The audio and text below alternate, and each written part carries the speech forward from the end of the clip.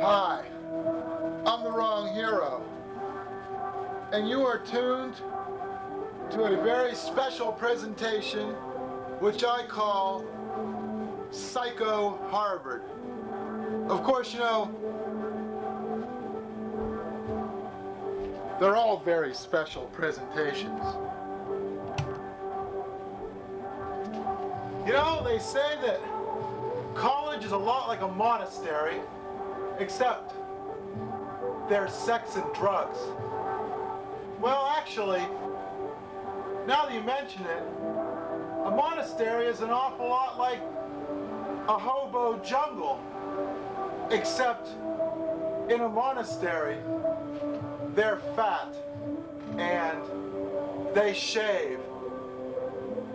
Come to think of it, a hobo jungle is an awful lot like grade school, except in grade school, instead of eating mulligan stew, they get to eat pizza and candy bars. Anyway, I thought I'd like to share with you some of the wisdom that I've accumulated concerning the subject which I will call PsychoHarvard. Getting in is a struggle. Leaving with your sanity intact is a trauma. Because you know, Harvard is an awful lot like heroin. Once you get it in your system, it sure is hard to get it out.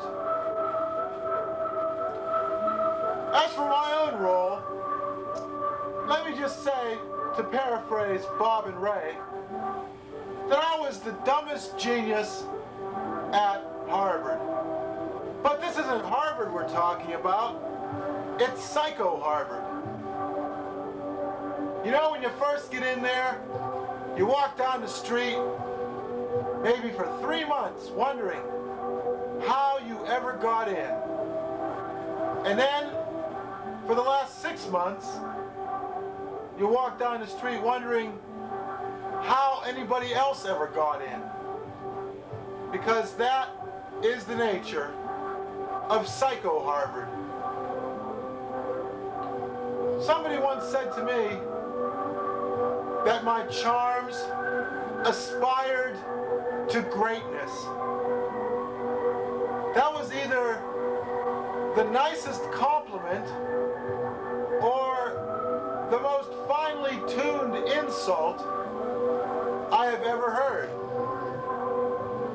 Originally, I was going to talk about the many fine buildings of the university, but I figure if you want that, you can just go to the summer school or be one of those crazy people who goes to the extension school and ends up sleeping over sewer grates after classes, of which there are more than a few. No, I decided instead to focus on the people, because it is the people that is the most integral experience of the university, which I will call PsychoHarvard. Like I said before, once I open one of these things, I throw the cap away, because that's just the kind of guy I am. Well, after I got into the university, I spent the summer, like most utterly impoverished individuals who just happened to get into the university, due to the fact that, well, basically they kissed a lot of ass. I spent the summer working at a place called Dell's.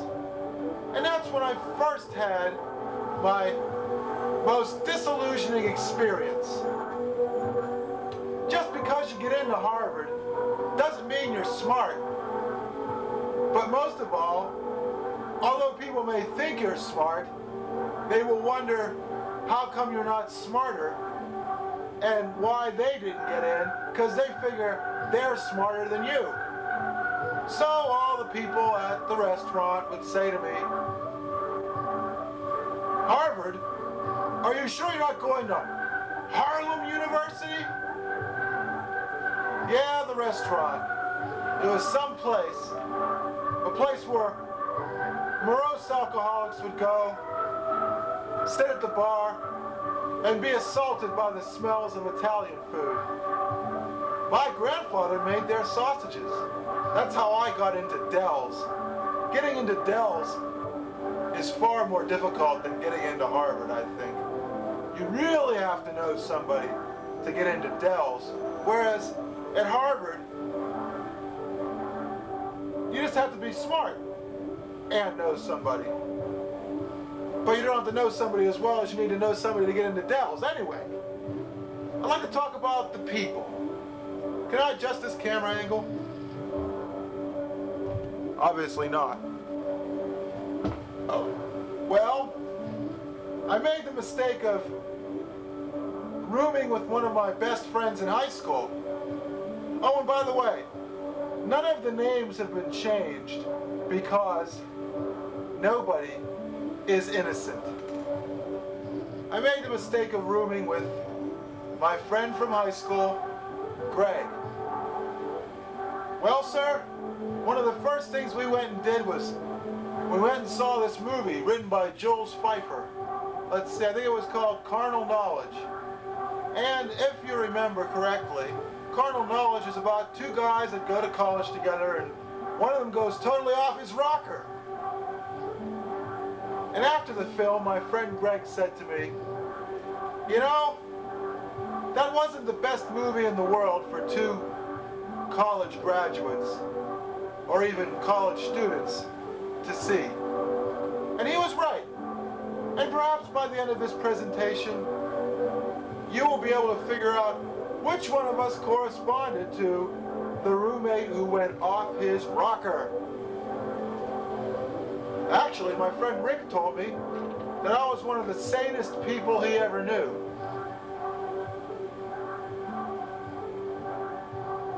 In much the same way that Elizabeth Taylor expressed a similar sentiment concerning Michael Jackson.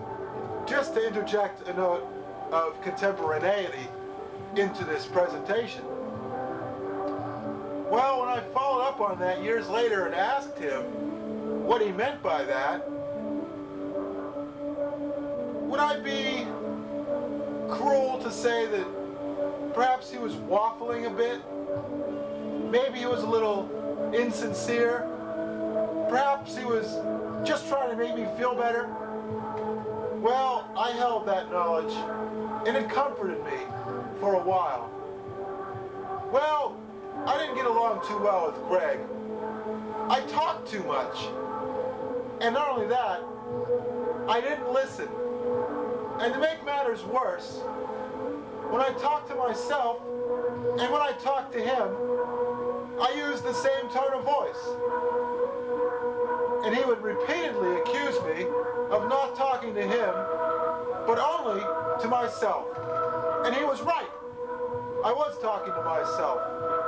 Because I was the only person who understood what it was like to come from, let us not mince words, the dregs of society, to be suddenly elevated to this high plateau of scholastic achievement, to say nothing, of course, of impressive credential. It's funny, in high school, when I first learned of the news that I was being admitted, I said out loud, "This changes everything." And one of my teachers, lurking in the background, said, "No, it doesn't." And he was right. A lot of this story is going to be about people saying things that I didn't believe at the time, but which actually turned out to be the truth.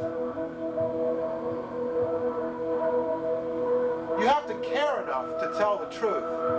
But then to a certain degree, you have to care not at all. If you care enough to tell the truth, you're doing the best thing. But you can't care too much because the truth is ultimately alienating. So there I was, a virtual alien, attending this fine university for which the Better Business Bureau or some local chamber of commerce had given me a $500 scholarship, which, of course, was absorbed by the university, and of which I got not 1 cent. Well, it figures. That was one of the first disillusionments. Well, I used to hang around along with my friend John. We'd go down to what is now the Bow and Arrow pub, but it was called Father Six. And one day we were sitting there drinking a pitcher of beer, minding our own business, when some big would-be motorcycle thug accused us of knocking over his beer. The oldest trick in the book, but since we didn't spend all of our high school time in bars, how are we to know that? We were inexperienced, dumb, naive, grossly stupid in matters of this kind. So we nearly got into a fight, and he accused us of being homosexual lovers, which is kind of funny, actually, now that I look back on it. Although, of course, back then, when you're 18 years old, it's not exactly what you want to hear. Anyway, we didn't learn our lesson from this, and we ended up spending all of our time that we had in low dives of that sort, eating their 10-cent hot dogs, drinking their banana banshees, which cost 35 cents and were a malodorous mixture of banana liqueur, creme de cacao, and milk. Just the sort of thing to hook 18-year-olds on alcohol with. Wouldn't you say? Of course, later on they came out with Hereford cows, but they tasted like chemicals. The banana banshees had no artificial ingredients, except, of course, yeast vomit. Well, one of the first people I met was at Radcliffe, where I spent my first year. Radcliffe had recently merged with Harvard, or for the purposes of this presentation, let's call it PsychoHarvard. And as I recall, we were living at a place called Courier House. In fact, one of the people who was living there was named, Lavinia Courier. And I presume that one of her ancestors endowed the house. That's the one thing you experienced quite a bit at Harvard. Lots and lots of famous people. My advisor was none other than the daughter of the Prime Minister of India. Anyway, one of the first people I met there was named Marie. Unless the people are very famous, I'm not going to use their last names. I doubt any of them will ever watch this, but if they do, they might be upset to hear their surnames. Anyhow, I remember talking and talking and talking the night away with her. And she was fascinated, but one of her jealous would-be friends was lurking close by, and he said to me, "Is there any subject on which you are not an expert?" Yet another disillusionment, one of many, at PsychoHarvard. Well, Marie was quite an interesting person. She drove one person to drop out altogether and take a job in a stereo store so that he'd have enough money to buy her nice things, with, of course, the purpose of marrying her, which I don't suppose he ever did, because he vanished and she ended up graduating. Go figure.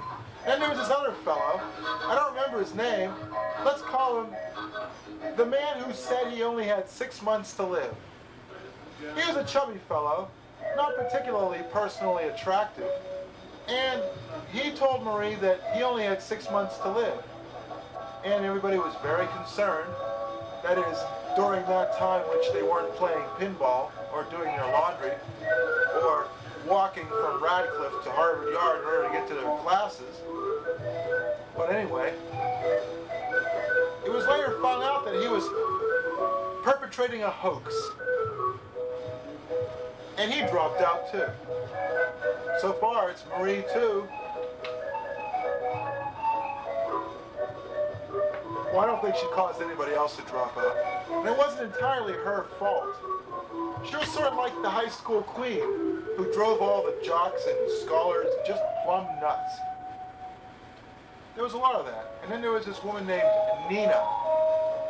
She had transferred from another university, a very rare occurrence, as she was very quick to inform me.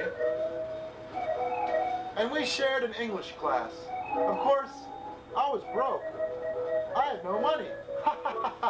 I worked at what they called their bell desk. And I was so broke, I had to work there for a great many more hours than perhaps I should have. Not, of course, to the detriment of my studies, but perhaps to the detriment of certain social graces that one picks up. Anyhow, I used to borrow Nina's books because I couldn't afford to buy my own. Because the first thing you'll discover on going to any college is that the textbooks are disproportionately expensive. If you want to buy them used, you've probably got the wrong edition and have to exercise considerable ingenuity in keeping up with your studies. Anyhow, I borrowed her textbooks until, well, she got tired of it and gave me the breeze, so to speak. Of course, if I'd had half a brain, I would have went to the library and borrowed the books, but then again, I didn't know any better. Well, then there was a young lady named Ellen. In fact, I just saw her the other day. At least I think it was her. There aren't an awful lot of people whose backs and buttocks and legs form one indescribably unique mass of stolidity. Sort of like a brick smokestack. And she was riding a bicycle. Well, it's funny she was riding a bicycle. Because when I took her on a little bike ride, she was so out of shape and had such bad asthma that she stopped by the side of the road and began weeping because I was going too fast for her. Well, she was riding by on her bike and she saw me, but she didn't say anything. Not hello, not how have you been, not what have you been doing these past 14 years. Oh, no, no, no. Nothing of the sort. Perhaps that's one reason I've decided, in lieu of one of my justly acclaimed stage performances, to give this presentation, which I call PsychoHarvard. Well, I'm starting to get into the swing of things now. One of my best friends freshman year was named Whitney. He later went on to become a corporate lawyer. I haven't called him in, 16 years. I was in trouble maybe once or twice, and I thought of calling him, but how could I? How could I debase myself? That bright-eyed 18-year-old he knew, in trouble 10 years later, but he couldn't bear to call. Whitney was a funny guy. He was one of those guys that you say he was a funny guy, not because he was actually necessarily funny, ha-ha, funny, humorous, funny, tells a lot of jokes, but just sort of, he had peculiar mannerisms. With a name like Whitney, you might expect him to.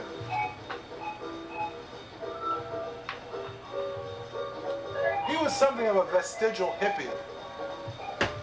Even though he was pre-law, he did decide to get stoned with me one last time, and we went to see Woodstock.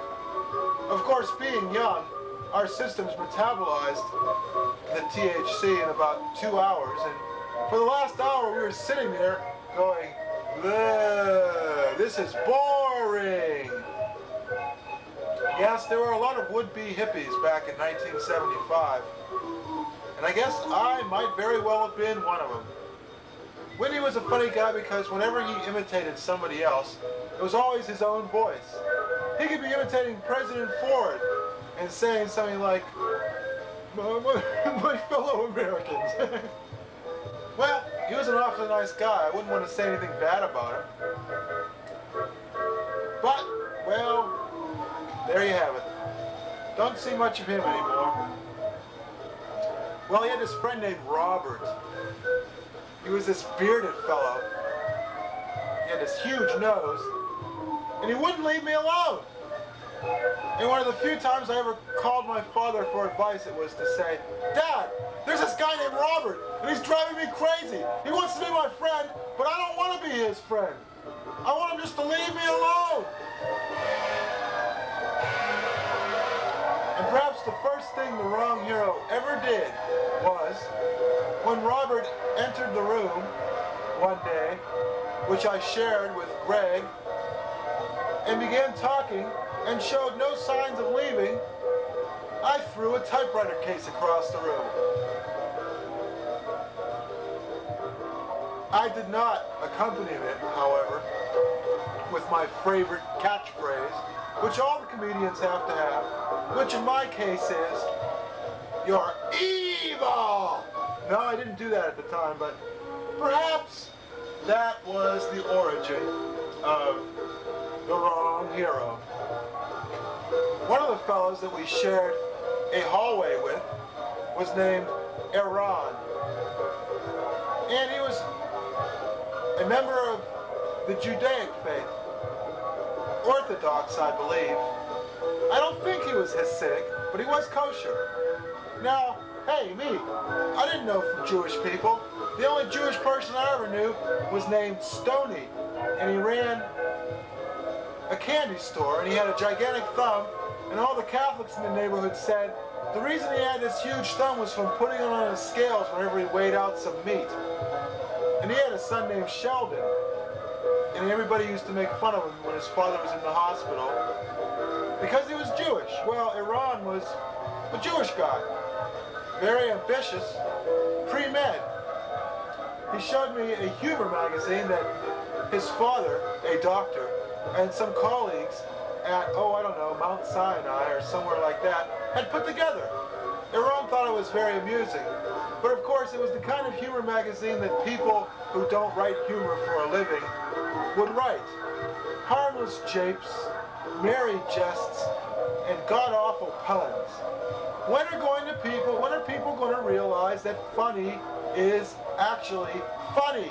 It's not chortle, it's not smile, it's not grim, it's not grimace, it's ha ha ha ha, that's funny! That really knocks me out.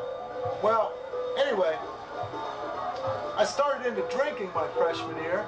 The drinking age back then was in fact 18. And of course, you know, that was a long time ago. Nowadays, kids of 18 don't drink. Oh no. Well, I must say, drinking those banana banshees didn't exactly agree with my stomach. And one time, well, I hate to say it, but I vomited all over the place.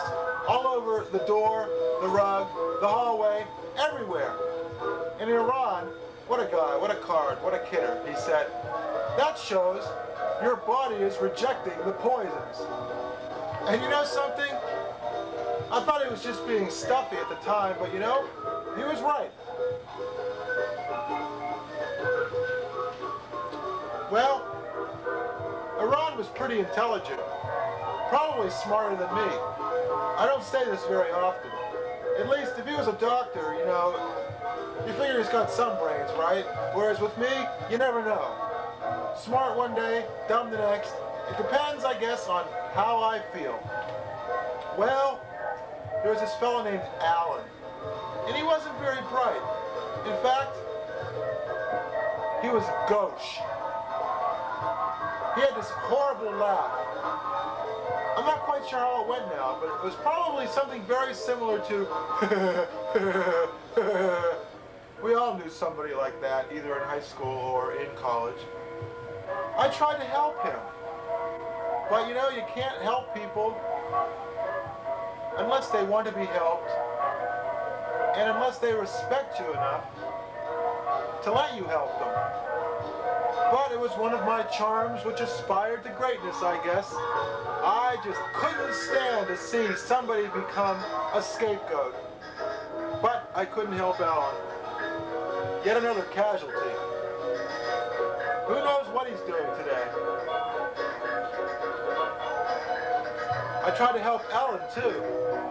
She made her mark when her and her roommates and their boyfriends, who are also very close friends of mine, which is how I heard this story, decided to go to some pastry shop, and one of our number, I wasn't there, but one of the people there, bought a piece of baklava. And she asked if she could taste it. And she did, and she said, "This is good." And she tasted it again. And she said, "This is very, very good." And she tasted it again. And hey presto, it was gone. Another time, the people in this group decided to make some brownies. And she and I visited them. And wouldn't you know it, we ended up eating about half of them. And when I say half, I mean a sheet of 32 brownies. Yes, between the two of us, we managed to demolish about 16 gigantic brownies, the size of your fist. Well, you know what they say. When beggars mount, they ride the horse to death. Am I enunciating properly? I hope so. Here, my Billy Crystal impression. What is it with Billy Crystal anyway? Doesn't he ever shut up? Well, anyway, I should talk, right? One of the first people who was really, really famous that I ever met there was Caroline Kennedy. The Caroline Kennedy, but I didn't know who she was at the time. One day, she was sitting in the cafeteria next to a gigantically tall black woman.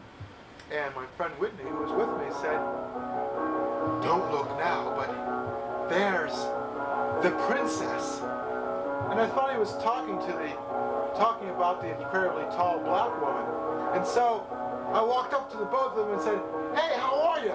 Can I sit down with you?" And Caroline looked at me and said, "I don't think so." And I said to her, "Well then, fuck you." And I walked away. And Whitney turned to me horrified and said, "Don't you realize who that was? Do you realize who you were just talking to?" Well, I didn't see Caroline for another 3 years.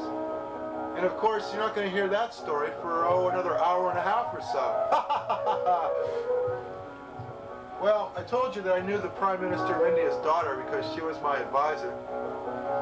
Rekha, that was her name.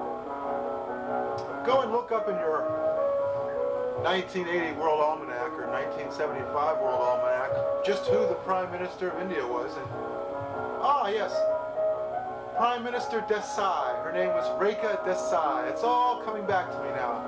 Other famous people I knew was, well, this fellow is not really that famous except in writing circles, and then only within writing circles in which most of the writers come from academia, which, I guess would be about 90% of all the writers, right? I mean, don't be a writer unless you decide to be a college professor, but if you're a college professor, what do you have to write about? See, it's a double bind. But if you're not a college professor and you write, then people say, "Well, what's his affiliation? What makes him think he can be a writer?" Or she, for that matter. Or it, in the case of the many computers which have taken up the art of creative writing. Anyway, this fellow was named Monroe Angle.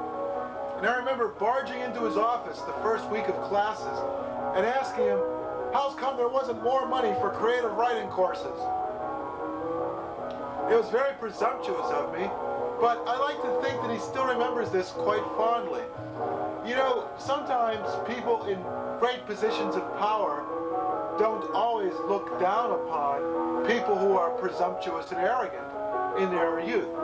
In fact, they find it amusing because they're so used to dealing with people who are cozeners and flatterers and panders and the like, that it's refreshing to see some youngster who doesn't know any better come barging in there and telling them off.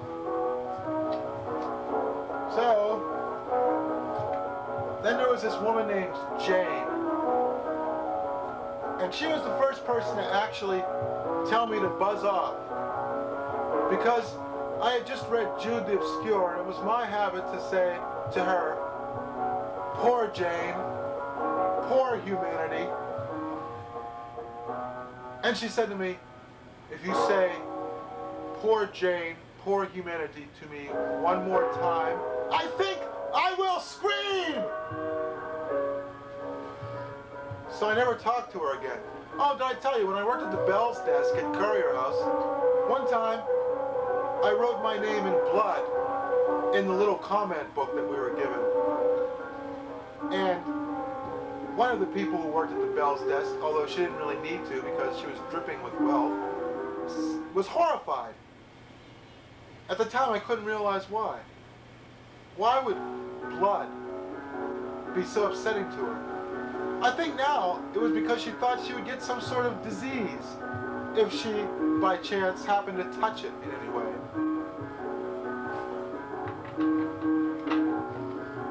And you know, I can't blame her. What with my clothing, which was either too big or too small, I must have looked like some sort of diseased hillbilly to all those elite university students.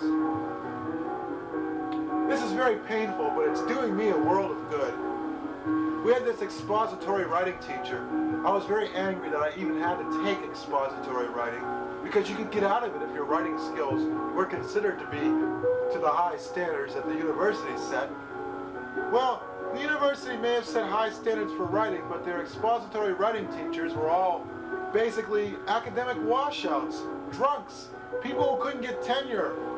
They get hired for 6 months to teach freshmen, and that's the last you'd ever see of them. They'd go on to some other university or college or community college or remedial education class or GED equivalency tutorial or private tutorial or how far down can I go? Maybe they got a job being a circulation assistant in a library because they couldn't make it in academia, which, like I said, is like a monastery, only with sex and drugs. Oh, and sometimes it's considerably less edifying than monastery life, where at least once a week you get to stand around and sing. Would you like me to sing? They say it's good for your voice. All right, I'll sing. There, that's all you get right now. If I think of anything else to sing about, I'll let you know. Well, let's see. Then there was this proctor down in Harvard Yard whose sink I vomited in. It was filled with dishes at the time. He was very kind. He didn't say anything about it. I wonder, whatever happened to that man? There's a fella I would like to meet again, if only to shake his hand and ask him if he ever got that vomit off of his sink. Well, then there was Greg's girlfriend, who, this is very confusing now, at the time was Nita, and John's girlfriend, and remember I said this was confusing, at the time was Mary, but by senior year, they traded girlfriends, and Greg was going out with Mary, and John was going out with Nita. Well, I don't think Mary and Nita thought very well of the wrong hero, because even though the wrong hero tried to help people who were gauche, the wrong hero himself was very gauche. But one thing I will say for them, they laughed at the wrong hero. Well, I took a creative writing course with this fellow named John Botke. Another one of those academic casualties, because he was a young man who had published stories in the New Yorker which were quite brilliant. But then, nobody ever heard from him again. John Botke was very encouraging, too encouraging. In fact, John Botke didn't really criticize anybody. In fact, creative writing courses in general are just one gigantic love feast when they aren't a sniping match. Go figure. You figure you want to go into a creative writing course because you can get people to honestly say how you can improve your writing. But the teacher never says anything. He just fixes up your grammar, makes a couple suggestions. Creative writing courses are a waste of time, especially if you already know how to write. But hey, it was an easy A, what can I say? I got an A in virtually every creative writing course I ever took. But that's because I had a whole bunch of stuff already written, and I didn't have to write anything new. I just gave them the stuff I'd already written. Ha ha! More fools they. But I was the real fool. Well, one day I went to Whitney in tears and said, I don't have enough money. And it was true. I was spending all my money on pinball and beer, to say nothing of textbooks which I couldn't borrow from Nina. Well, he introduced me to this French business school student who gave me a job putting up posters around campus for a film series which he was sponsoring, with which, of course, he was making considerable amounts of money. Well, all went swimmingly for a while. I had the added prestige of being able to invite all of my friends and people who were willing to claim to be my friends in order to get into the movies for free to these movies. But also I learned how and where to put up posters, something which was to serve me in very good stead in my later career, such as it is, which pretty much means putting up posters advertising my own events, because the sponsoring institutions are generally too cheap to put an ad in the expensive newspapers advertising them on my behalf. Well, one day the French student made a gigantic miscalculation. He thought, being French, that everybody in the United States loved John Wayne, and so he decided to advertise a John Wayne movie. I warned him. I said, oh, no, this is 1975, 1976 even. People aren't going to want to see some John Wayne movie. They'd rather see something with some sex in it, maybe a little violence or something. Not John Wayne. Well, I was right, but I lost my job because nobody went to see this movie, and it was my fault because I didn't put up enough posters. But I did. I put up the same number of posters. It was about an hour's work, maybe an hour and a half, and I got $10 for it. $10? Woo! Well, before this happened, however, one day I went over to visit this French business school student, and he plied me with gin. In my head, reeking from the fumes, I attempted to bicycle home. And let me tell you something. It was an unforgettable experience, if only I could remember exactly what kind of mischief I got into. But it was to be the first of many. I met a black woman named Karen. She detested me because she thought I was a bigot, because I was lower class and had many of the opinions and attitudes of my class. But when she couldn't get anybody else to walk her home, she would call me. I wasn't good enough to be her intellectual companion, but I was good enough to be her bodyguard. I reckon her father was a college professor. I'm not sure about this, but I think so. Oh, and then there was Holly. Beautiful, statuesque, and utterly inapproachable Holly. And I used to sit in my English classes writing short stories describing her beauty instead of attending to my studies. I still got a C+ in the class. It was the required English class at the university, one of 2 or 3. It was taught by a man named John Richardson, who said, you can write something humorous for your first essay, but don't be surprised if you find that I don't have much of a sense of humor. Well, for my first essay, I wrote a brilliant piece in which I accused him of being non-sympathetic to Marxist dialectic, and for his failure to be an adherent to Maoist thought, I castigated him utterly. I'm not sure whether or not he knew I was serious or not. Actually, I wasn't. I was just showing off my mastery of the rhetoric. But I remember something he said, and it stuck in my mind years later. They say, if you read a book, one thing in it will still be in your mind 10 years later. For example, D.H. Lawrence's studies of American literature. I don't remember much from it, but I do remember him referring to Ben Franklin as snuff-colored Ben. Well, he said something, this John Richardson. I asked him, don't you care? And he said, I don't get paid enough to care. And it's true. He didn't get paid enough. Oh, he made plenty of money by my standards. But this is a guy who was probably 30 years old. He wanted to settle down. He was the first year of the baby boom, and I was the peak. It was one of those classic generational conflicts. Well, let's see, then there was this fellow Doug McIntyre. He was the president of the literary magazine known as the Harvard Advocate.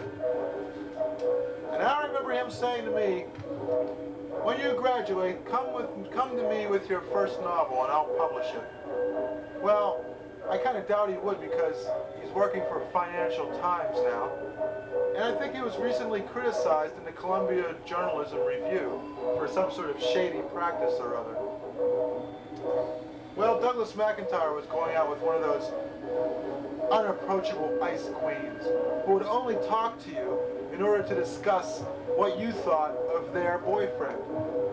Jeez, it's all coming back to me now. It's a pity I don't have more to say about these people, but then again, there's an awful lot of people I want to discuss, and I've got about 40 seconds to deal with each one of them. So here it goes. Then there was Anita. She had her story published in the literary magazine when she was a freshman, and so did I.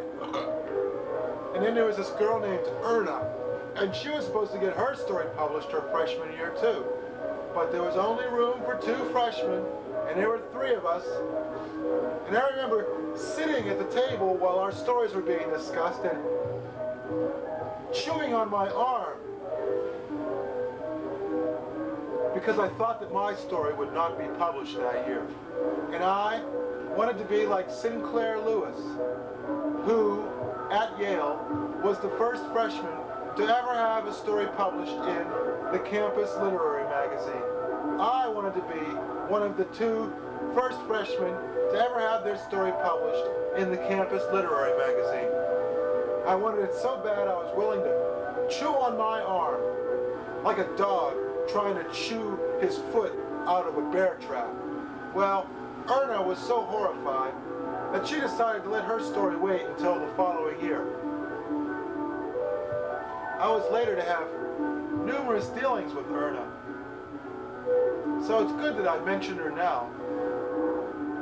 She was engaged at the time, very unusual for a fresh person, but I learned later that, well, she decided not to marry him, and he moved from New Hampshire and became a bank teller in Florida. Who knows what he's doing now? Yet another casualty. And I met for the first time a fellow named Rick, who will also be very important in the remainder of this narrative. Rick was running for the presidency of the Harvard Advocate. And as the evening wore on and the debate grew increasingly heated, he got drunker and drunker and ended up falling asleep underneath the table while his fate was being decided. Well, he did become president. Some other fellow got it. Rick referred to him as androgynous, which got a big laugh. And it was all because this fellow named Eric decided not to vote. Otherwise, it would have been a tie. Eric R. will also be a very important person in this narrative as it progresses. But perhaps I'm losing you. One of my first enemies at PsychoHarvard was a fellow named Mark G. He was one of those incredibly sober people who looked down with disdain upon the antics of wastrels such as myself and virtually everybody else. Well, he later got a job with the Atlantic. And then after that, who knows? He vanished from sight. I guess he decided to quit the rat race once and for all. Maybe he too became dissolute. But he was one of the many strivers at the time who was willing to push anybody and everybody clean out of their way in order to get what they wanted. Well, that summer, I ended up going to Duquesne University and living, as it were. Hung out there for a couple months. Don't really have that many memories of it, except that the people who lived down the hall during the summer session there at Duquesne used to play that funky music White Boy over and over and over. Of course they were black. And of course the people who came up with play that funky music White Boy were white. In fact, I saw them perform. Gee, it doesn't matter what they were called now, does it? And for a while, I also stayed at my father's car wash until one day, me and my cousin Bob got really drunk, and I decided to drive my father's truck. It's a pity I didn't think to open the garage door, because I ended up putting it in reverse and ramming the door from the inside, breaking it virtually in half. The watchdog was so terrified he ran away and didn't come back for several days.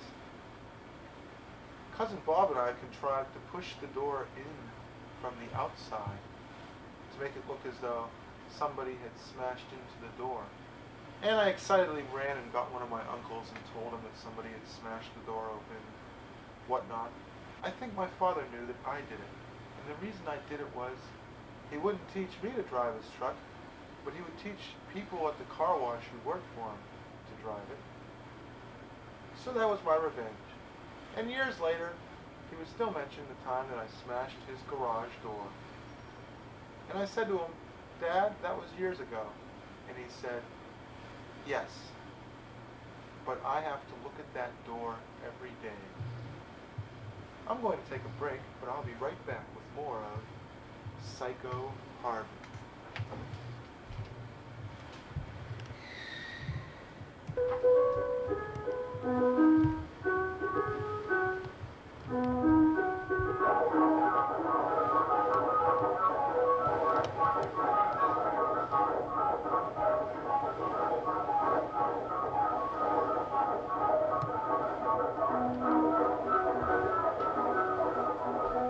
Hi, it's your old pal, the Wrong Hero, and I'm back with more of PsychoHarvard.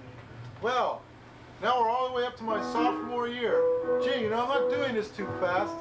I hope I'm not anyway.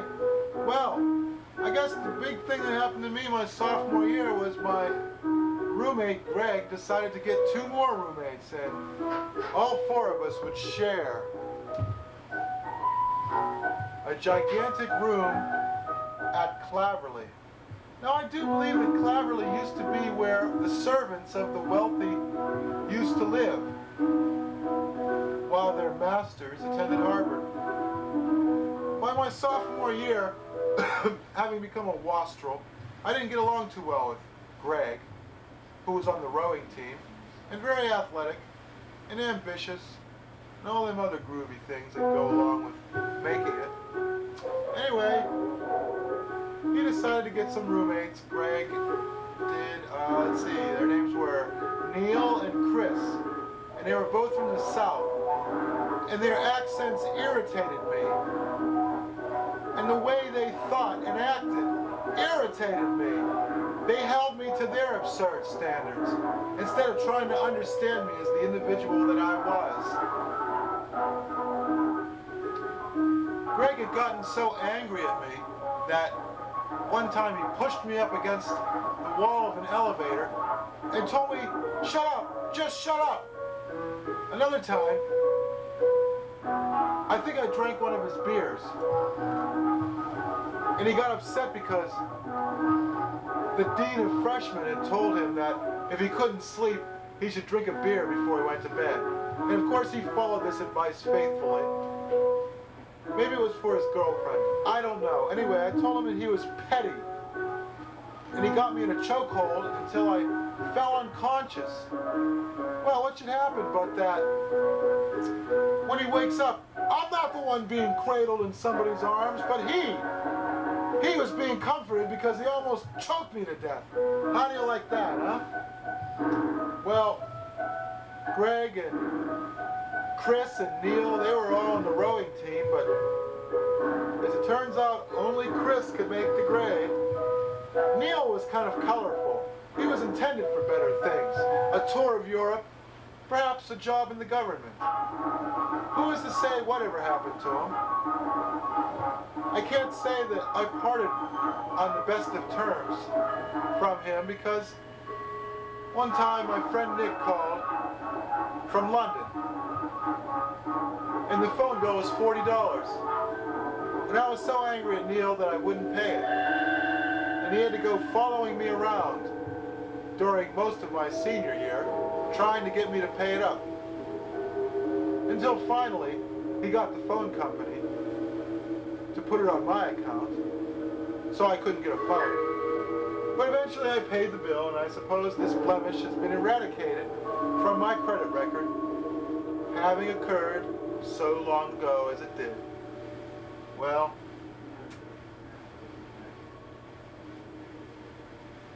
Neil was a funny guy because whenever in one of my drunken fits I would vomit all over everything, at least I had the sense and dignity to remove myself to another room and vomit discreetly elsewhere.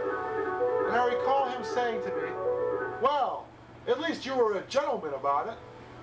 Another time he offered to give me $20 so I could find a prostitute and get laid, since at that time I hadn't gotten laid yet.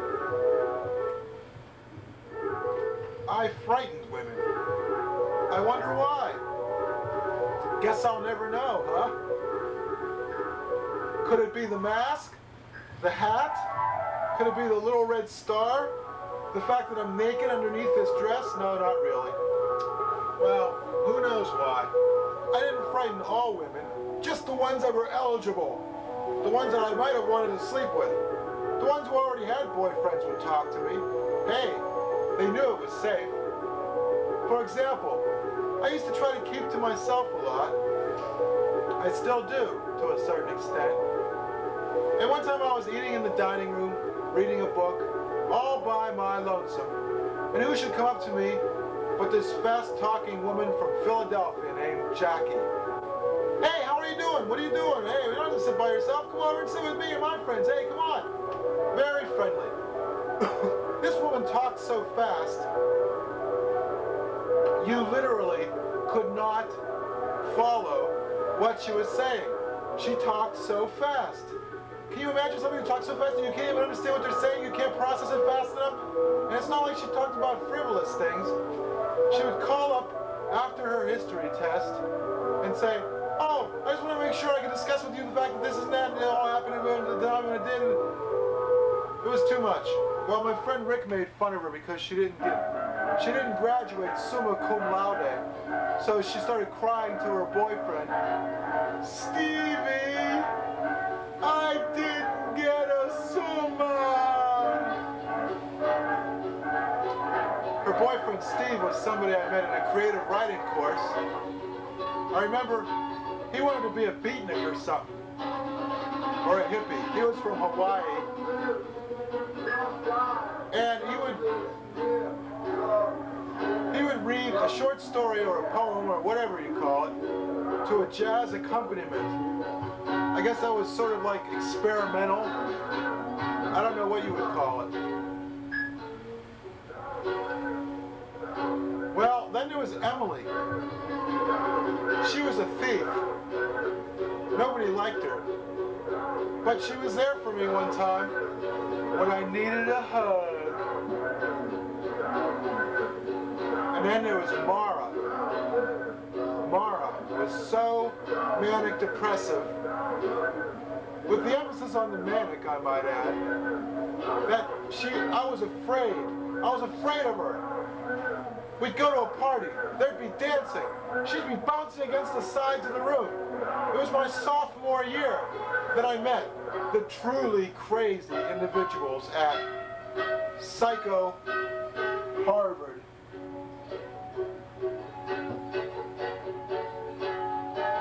Including Nick, this incredibly tall person who had a bone missing from his foot and told me that he must have African ancestry on that basis.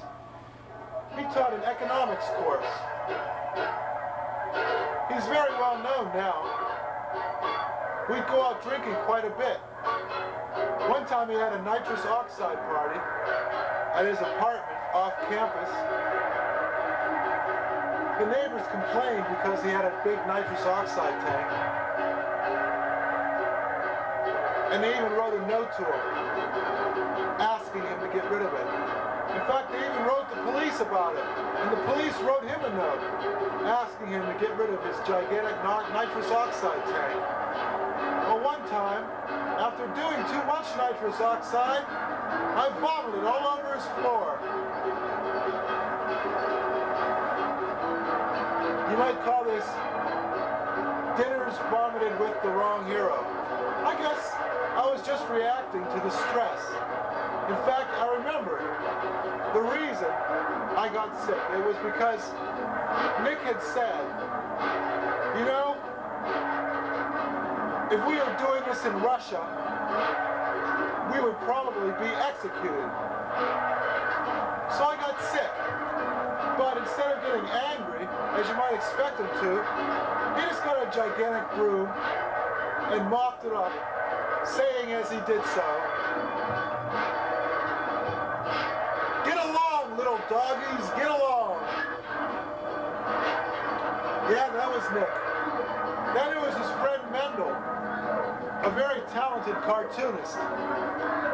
He was going out with somebody named Faith, who was later to introduce me to her roommate, Hazel. Although, when I accused her of ruining my life by introducing me to Hazel, she denied that she had ever done so. There was a lot of that at PsychoHarvard. People accusing you of ruining their lives years after the fact. One time my friend Rick said, "Gee, I owe everything to you. If it weren't for you making me read all those underground comics, I would have never moved to San Francisco and fallen in love with a famous artist." And then 3 months later, he said, "You ruined my life. If it weren't for you, I wouldn't have read underground comics and moved to San Francisco and fallen in love with an underground cartoonist who doesn't love me." Sophomore year was what put Psycho into PsychoHarvard. Well, then there were all these would-be hippies. They were, I think, about 6 or 7 years too late, but they had parties just like they really were hippies. With red wine and very cheap marijuana and Janis Joplin blaring from the stereo, even though the Sex Pistols would have been more up to the minute. There was Doré, who I went out with. And the first time I slept with her, she said to me, "You're a totally different person when you're in bed. Why is that?" It's still true, by the way. Then there was Andre, who I went to high school with. Well, actually, she was the daughter of one of the faculty people at high school. And I knew of her, but I didn't really know her that well.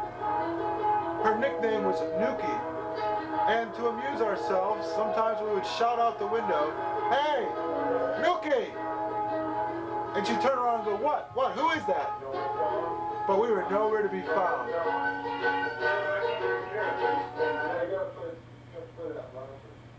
Whitney let me use his room one time so I could sleep with Doré in a comfortable and comforting environment, for which I will always be his friend.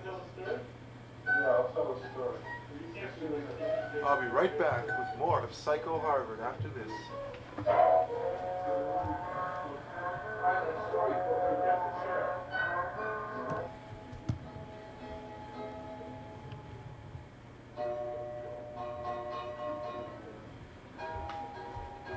I had my doubts about this project when I first decided to do it. I said, are these stories really worth telling? And the answer was, no. But I'm going to tell them anyway. Good God, y'all. Well, let's see. I got tangled up with all these crazy, wild, would-be hippie chicks. And I also got tangled up with Erna and Charlie. Well, let's see now. Charlie was going out with Erna, but he really loved Andre. But Andre didn't want to have anything to do with Charlie because Charlie was deceitful and he had big pimples all over his face. And Andre was best friends with Doré. And Doré went out with me for a while. But that's at the same time that I decided to go out with Erna after she had dumped Charlie, or after Charlie had dumped her, I should say. Yes, the relationships were all tangled up at PsychoHarvard. Well, anyway. Oh, did I ever tell you about this fellow named Bill? He was from Alaska. And one time I was in Jonathan Swift's with him, and we spent half an hour thinking of more and more imaginative ways to insult one another. Another early precursor to The Wrong Hero. I think I finally came out on top, and that's what set me on the ineradicable course on which I find myself today. Another famous person I knew at Harvard was Elizabeth Bishop, the poet. She said something very sensible. She said that she didn't want to be in all-female anthologies of poetry because poetry couldn't be arbitrarily divided into male or female or nationalities. Poetry is just poetry. It's good regardless of who wrote it. If it's good poetry, it's good, damn it, it's good. Well, she was rather elderly at the time, and we didn't learn an awful lot about poetry, but we did learn an awful lot about her acquaintanceship with Robert Frost and other famous 20th century poets, and she made us memorize some poetry.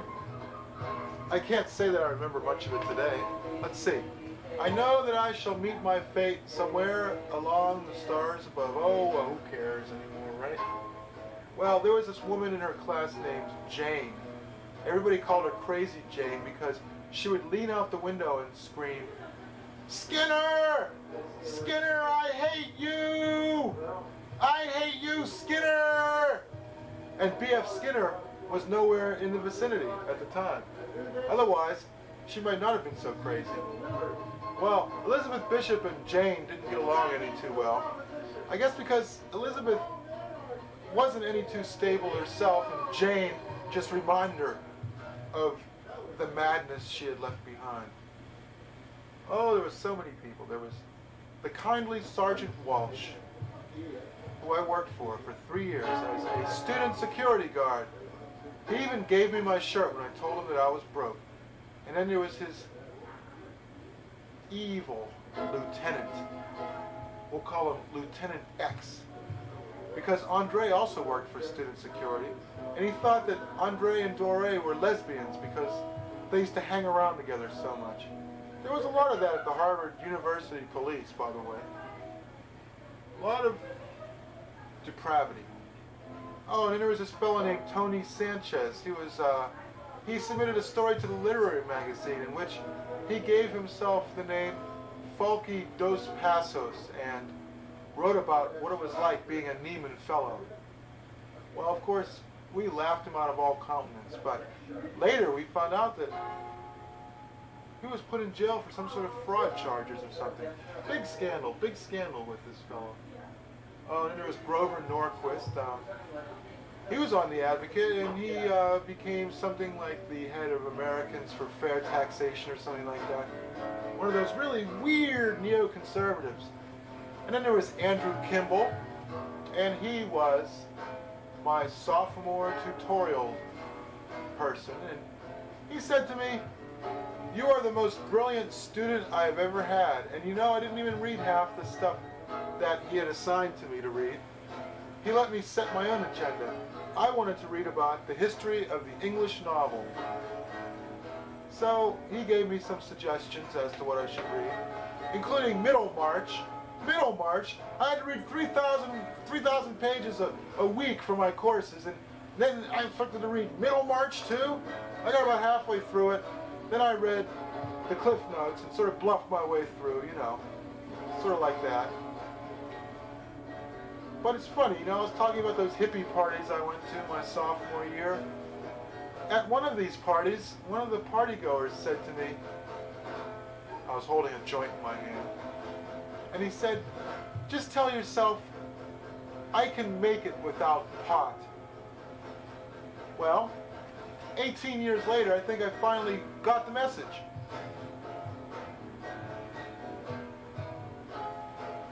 Well, that summer, I decided to live in the Harvard Advocate building for 2 months because I couldn't afford to pay rent. Because I was making $50 a week, just barely getting by. So every day I'd go over to a restaurant, which is at the site where I think now the House of Blues is. It was called La Piñata. It was a Mexican restaurant, and for $1 you could feed yourself fairly well. And with another $1 I would buy a quart of beer and bring it along with me. I'd eat my dinner, drink my beer, put my student security uniform on, sort of loaf around the Harvard Advocate building with my walkie-talkie, listening to stereo records and smoking cheap marijuana. Those were the days. I reckon I'd go back to doing that if I could. Well, I got kicked out of the Harvard Advocate after 2 months because Douglas McIntyre said it presented a security risk or an insurance risk. Like, what if I fell down the stairs and decided to sue them? Well, all I had to do was sign a waiver saying I wouldn't sue them, but no. So, I ended up living with Charlie, whose girlfriend I had stolen from him, even though he had just dumped her, in Alston. And those guys were musicians, and they wanted me to audition for their band, which I believe, let's see, what was it called exactly? The Mustache Girls. And they wrote a song called I Got Beatty, It's Killing Me. And they made me audition by playing drums on a cardboard box to the tune of For Your Love. But I didn't pass the audition, so I didn't become a rock and roll drummer and waste my life in smoky nightclubs, permanently deaf from loud, on-stage, amplified materials. Well, that ends the summer. So then my junior year at PsychoHarvard, coming up next.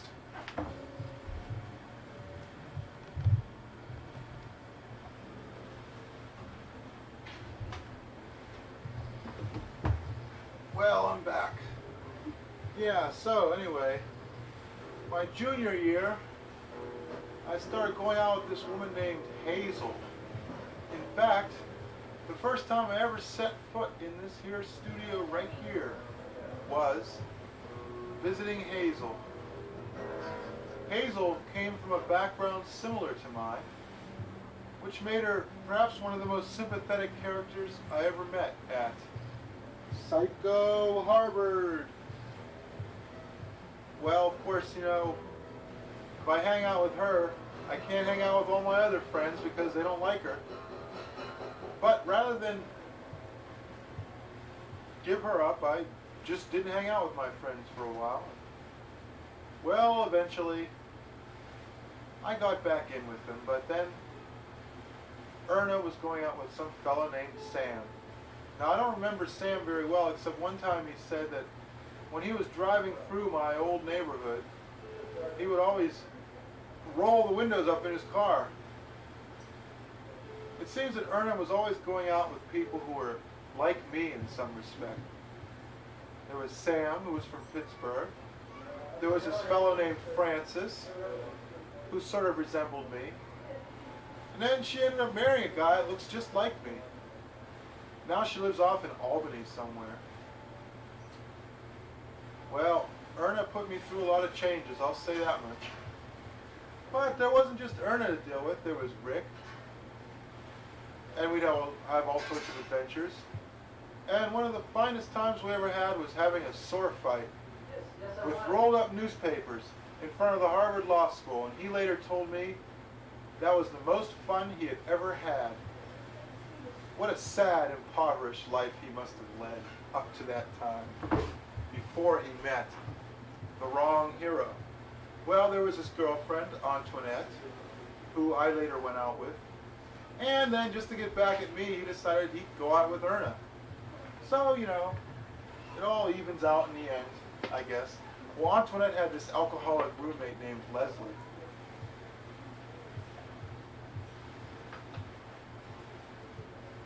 And she would have to hide the liquor from her so she wouldn't get uncontrollably drunk.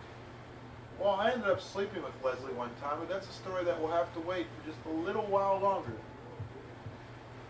Well, I wasn't very much on speaking terms with my roommates Greg, Neil, and Chris by this time, because my interest in theirs had diverged so very radically. In fact, I couldn't stand them. And they didn't like me much either. And then there was this guy named Mark at the Advocate. He was my bitter enemy. Even when I tried to be nice to him, to say that his stories showed talent, he refused to believe that I was sincere. He thought that I was pulling some sort of elaborate scam. One time I had the occasion to visit him in his room at Quincy House to tell him that the lock had broken on the Advocate building.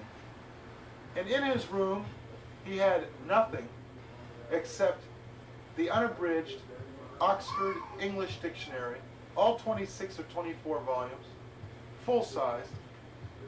In fact, he was going out with this woman named Alice, who later wrote a mean short story about him, in which she claimed that he would memorize a word every day with breakfast. He wanted so badly to be a writer, and yet, when he finished his first novella, all of the honchos in the English department read it and conferred with him, saying, "This is all very well and good, but who is going to want to read this?" And that pretty much spelled the end for Mark. One of my teachers was named Lois. She taught an Afro-Am course, or Afro-American literature, specifically the works of James Baldwin.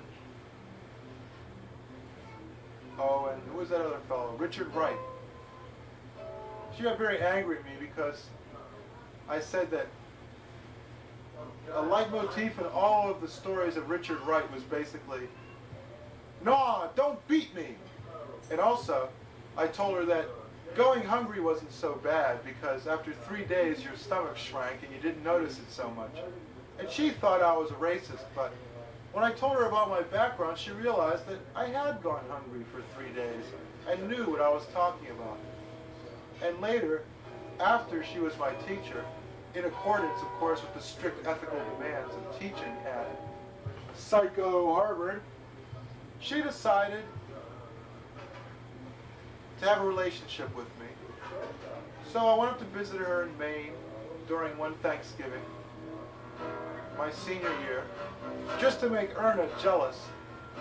And she got into a big argument with one of the people who was at a party that we were attending, because he said that Washington, D.C. was a wonderful city. And she quickly put him straight, because she was black and lived in the poor part of the city. And she knew better. But I'm getting ahead of myself. I started hanging out with a bad crowd. There was this fellow named Felipe, who later gained 15 minutes of fame by going to Nicaragua or some such place during the 1980s. It was on national public radio and everything. Well, we'd party in his room, and there'd be all sorts of embarrassing scenes. People didn't know how to hold their liquor, including me, but it was all right. Felipe was very forgiving. Well, there was Monroe Engel, too, and I took a course with him. I took the course because Erna was taking it. But Erna was so angry at me because she thought I was obsessed with her and following her around that she decided to drop out of the course. So I took it. It was about the novels of Charles Dickens and Thomas Hardy. It was a very, very learned course.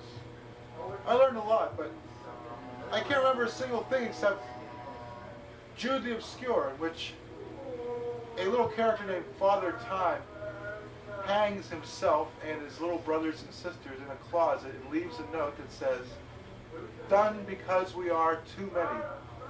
When I objected that this was just a sop to Malthusian sentiments, Monroe Engel took me to task, saying, "Yes, but you remember it, don't you?" And I did. Well, there's a whole bunch of other people I should discuss, perhaps, but maybe I'll skip them. But one person I shouldn't neglect to mention is William Alfred, who taught English Y, a drama course, in which several disparate characters found their way, including Nobby Soiree, who was writing a play called World Due for Frayed, and yet, even though he was taking the playwriting course, he wouldn't hear any criticism of what he had written because he knew and the other people didn't. No, he wouldn't even listen to this older fellow in his 40s, who everybody snubbed because they thought he was ignorant. But at the end of the year, he revealed that he had been one of Andy Warhol's factory. And then all of a sudden, this legendary figure was treated very nicely by everybody. But of course, he wasn't fooled. Of course, I was always nice to him because I liked him, because he liked me. So he didn't snub me, but he snubbed everybody else because they had snubbed him. Well, there was Jackie and Steve, and I'd hang out with them. And one time, Jackie got mad at me because I went digging in her purse and took out a tampon and began teasing her about it. And she said, "I'm going to tell Steve." And she told Steve. And Steve started wrestling with me. We had a big wrestling match right near the pinball machines. See, Jackie came from an upper-class family and didn't know how to play pinball. I had to teach her. I guess that was the one thing I did teach her, because before long she became a very good pinball player. Well, I tried to be on the poetry board of the Harvard Advocate, but I didn't get on initially because, according to one of the people who was the editor at the time, he knows nothing about any poetry except beat poetry, and he doesn't know much about that either. But April became the editor, and I got on because she knew that I cared about words. I don't remember much about my junior year. That was when my mind became slowly diffused. But I got to know this fellow named Eric R., who I was later to be roommates with. And of course, like many of my bosom buddies, we were bitter enemies at first. He described my short stories as inane and Kerouac cool, spelled K-O-O-L. But then later, when he got really drunk, he said to me that the stories were actually quite good. Then there was Wanda, from a lower class background like my own, who would write stories about working as a dishwasher in a restaurant and who would devote 3 pages to describing how filthy the dishes were in the sink. I guess you could call her a realist writer. Well, she had her 15 minutes of fame too. Living down south somewhere, into sustainability and other such fashionable things.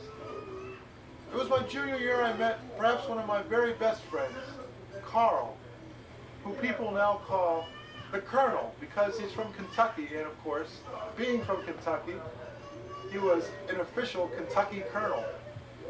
Although I don't know what you have to do to become an unofficial Kentucky Colonel.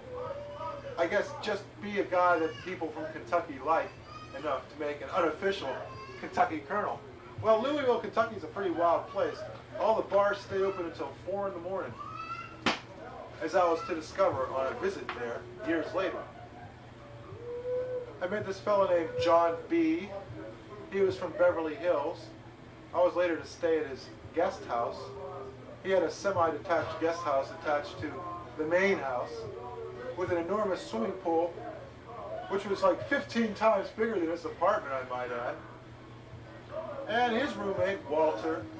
Then there was Tim Sprague and the Mustache Girls. All these people. Oh, and I mustn't neglect to mention Andy, who's now the head writer of the Fresh Prince of Bel-Air.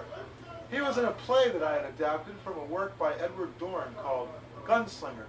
And he insisted on putting contemporary references into a play which was set in the 19th century. Of course, he had enough clout to do this, but I bitterly resented him for the rest of my life because he ruined my play. Well, yes, the junior year was crazy.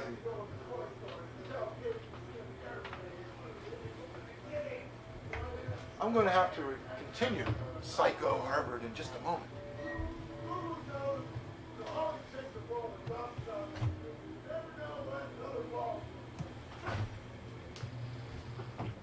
Why am I doing this? Why? Maybe because I can't afford psychiatric care. Who knows?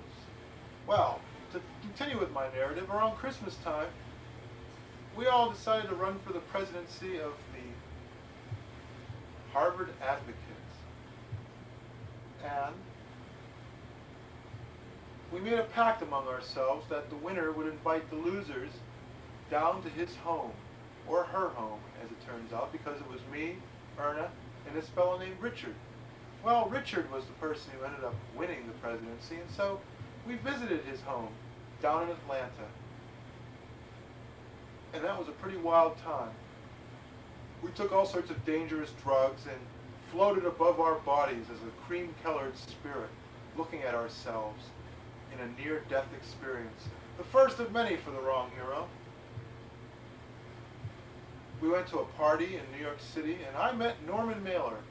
And I told him that I had read about a novel in which a person sees his entire life flashing before his eyes as he's drowning. And Norman Mailer said to me, I'm writing a book like that. It's about Gary Gilmore. And sure enough, that's what it was about. Well, I met all sorts of crazy people my junior year. There was Jay, this red-bearded giant who drove a VW bus not very well, in fact, in such a way as to endanger any passenger he might be lucky enough to cozen into riding in his vehicle with him. And then there was his friend Don, who, Jay tells me, in between sniffs of ether, which was one of his favorite drugs, that Don was once a brilliant advertising executive in the 1960s, but he went crazy and got Section 8 housing, in which he lives to this day. Well, and I took a course with Robert Fitzgerald, the acclaimed translator of the Iliad and the Odyssey. It was a poetry course called Versification, in which we learned various verse forms. He didn't like my poetry very much. As a matter of fact, when he published an anthology of his students' works at the end of the year, mine was the only poetry that he did not include, in a rather pointed affront. Oh, then there was Skiv. He was from Texas, and strangely enough, he knew all about the Sex Pistols. There was this fellow named Peter, who was a friend of John's, and years later he would tell me that I should study Drosophila because that's where the secret of life is. The humble fruit fly holds the key. We used to go to these parties given by the housemaster of Quincy House. His name was Charles Dunn. From 5 until 7 p.m. he would set out bottles of sherry and innumerable cases of beer, and we would arrive at these parties suitably stoned, drink beer, stand on his penthouse roof, and one time I was so struck with the beauty and with my own situation that I cried. I cried.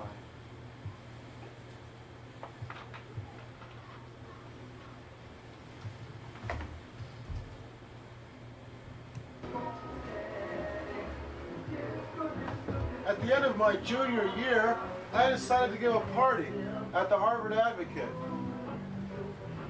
Well, it turns out Billy Ruane decided to invite all of the street people who used to hang out down by the river. And so, what was supposed to be a party turned out to be a drunken brawl between us and the street people who had gotten too drunk on vodka, which they were unaccustomed to have any reason. And in the course of this brawl, my friend Steve almost got clobbered by an empty bottle. But I stood in the way, and just as I was about to be smashed over the head myself, who should grab the bottle out of the hand of the offending individual but Leslie? And later, Leslie and I went down by the river and lay beside one another. I was so elated to have survived this experience unscathed that perhaps it was one of the happiest moments of my entire life. By the time my senior year rolled around, I was not in any condition to attend to my studies, and yet I had to get through it somehow. More fool me. I could have graduated in 3 years if I had wanted to, but I decided not to on the advice of my charismatic writing teacher, John Botke. He said to me, "What's your hurry?" And so that disastrous 4th year rolled around. And yet it wasn't so disastrous, because I learned a great many things which were to stand me in good stead for years to come. Erna, by this time, was going out with this fellow named Eric, of whom I was inordinately jealous, because he was so nice. Nietzsche said to embrace your enemy as though he were a brother.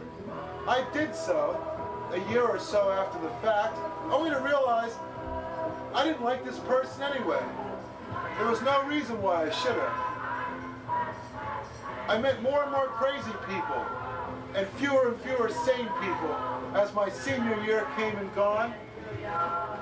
There was Chris, a mathematics genius, who went off the deep end because of a tragedy in his family, and who lived holed up in an apartment over 1 potato, 2 potato, which has now, of course, been thoroughly renovated and turned into office condos. There was Nick, and then there was his sister Fernanda. And one time when I was visiting them down in New York over Christmas time, I vomited into Nick's trash can, and Fernanda said, "Oh, there goes, is that Francis DiMenno I hear?" Well, there was Carl, and there was Leslie, who he would hang out with. Leslie became a sportscaster for a while, and she would drink only to keep Carl from drinking too much. Crazy people, crazy times. And then there was Emily, who fought with Erna over me, which was very flattering during those times which Erna wasn't going out with other people in order to make me jealous. And there was William Alfred, my senior advisor. I was writing a play. He gave me very many bits of thoughtful advice, and he also reminisced quite a bit about the 30s.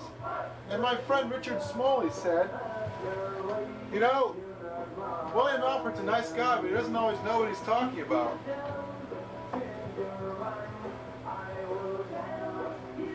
Nowadays, I think William Alfred avoids me.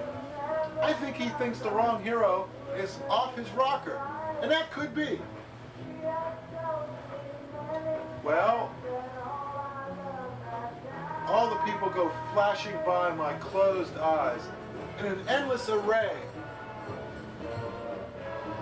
This kid I went to high school named Tim introduced me to his girlfriend Beth, and I wanted to go out with her in the worst way. She thought very highly of me, but I ruined it because I was secretive and lazy, and I didn't know how to behave. But Tim gave me a good bit of advice. He told me to take a motivational psychology course, and I did.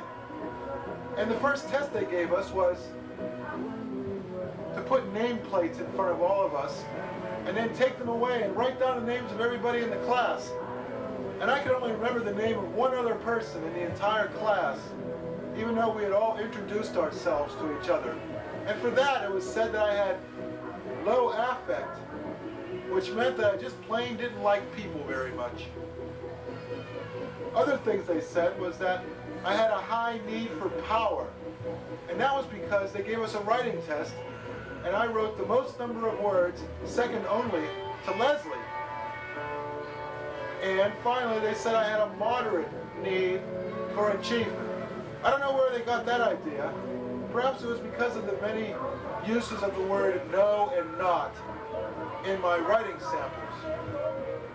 It didn't seem very scientific to me. And the behavior of the graduate assistant who taught the class was unconscionable. When I told her I couldn't afford the money to buy the workbook, she said, well, if you can't afford the money, you shouldn't be in this class. So I went up to David McClellan's office to complain about her, but he wasn't there. But lo and behold, his workbook was. So I took it from off his desk and I used it for the rest of the year. Because like I said, that's just the kind of guy I am. Well, then there, of course, was the developmental psychology course, which teaches the psychology of infants from the age of 0 to 5. They're prone to cry like that infant you hear in the background when they're being neglected or exposed to noxious stimuli, which the alleyway behind this kitchen certainly is.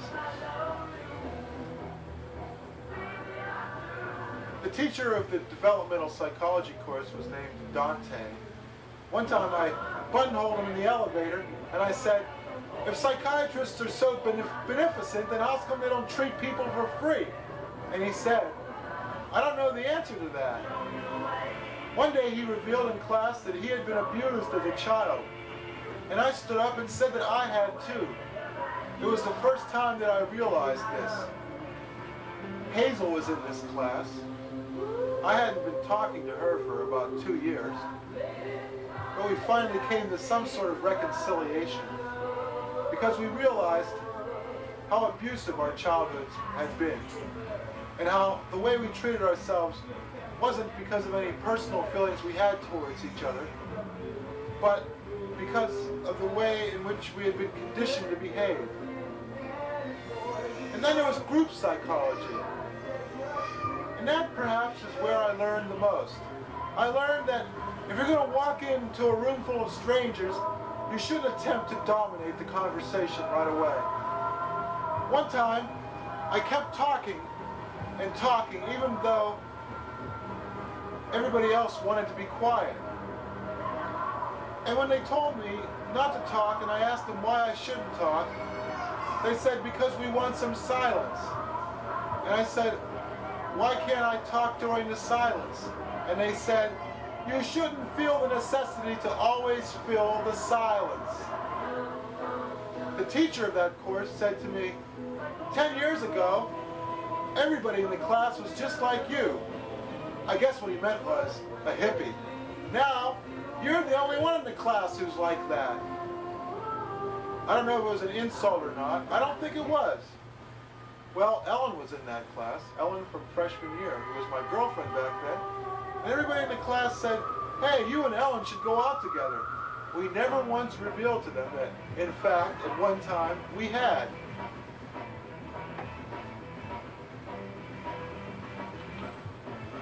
I met some good people my senior year.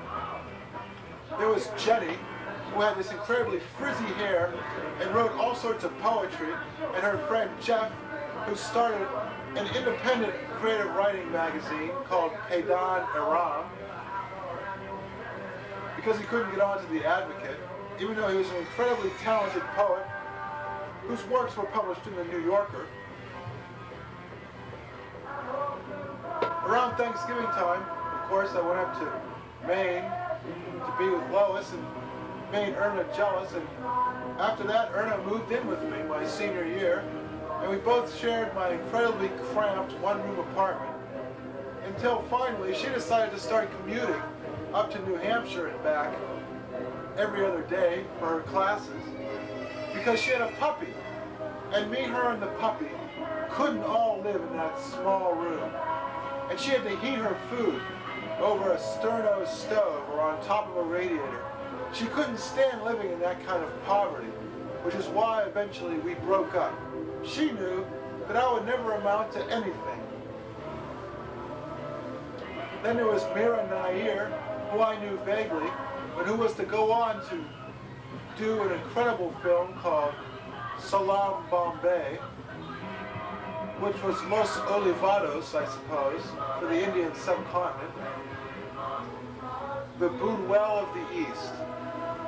Then there was this horrible woman named Perry Kay, who would snub me, and I'd insult her. And one day, in the throes of a hallucinogenic fit, I walked up to her and told her that I loved her and bore her no ill will. And she looked at me and said, "Get away from me." She later became a very successful doctor who wrote several books, which were mostly about how hard it is for a woman with a child to become a doctor, and about how compassionate she was, and yet she wasn't compassionate in the slightest. A case of protective coloration.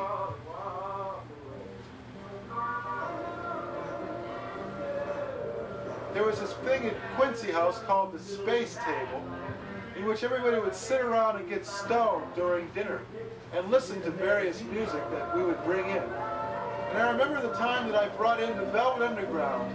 People didn't know what to make of it, even though this was 1979 and the Velvet Underground broke up around 1971.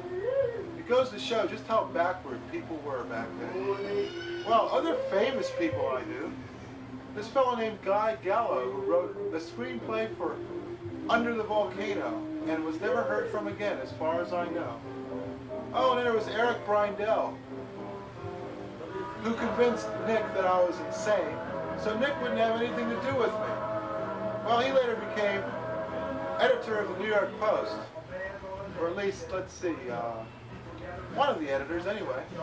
Oh, he was busted on some heroin charge in Washington, D.C. a while ago, but he had so many influential friends, I guess he overcame that small defect in his character.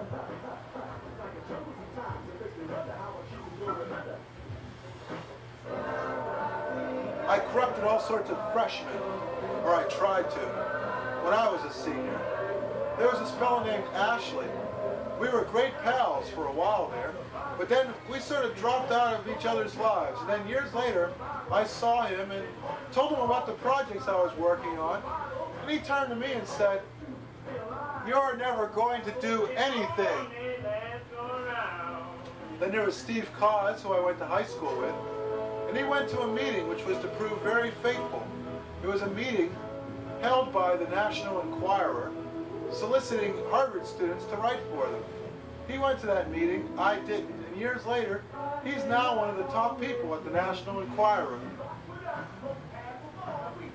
I'd like to think that I could have been one of those people, but my mother used to read the National Enquirer.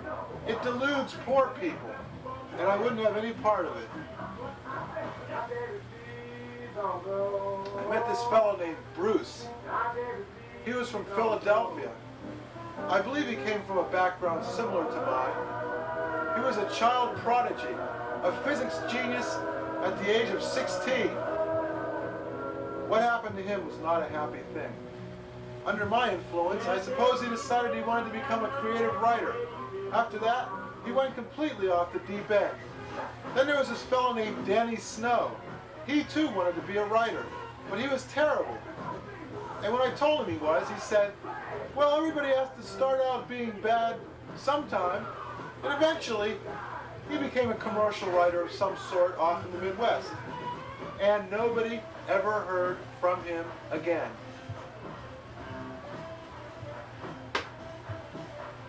There were all sorts of people at Harvard, or PsychoHarvard.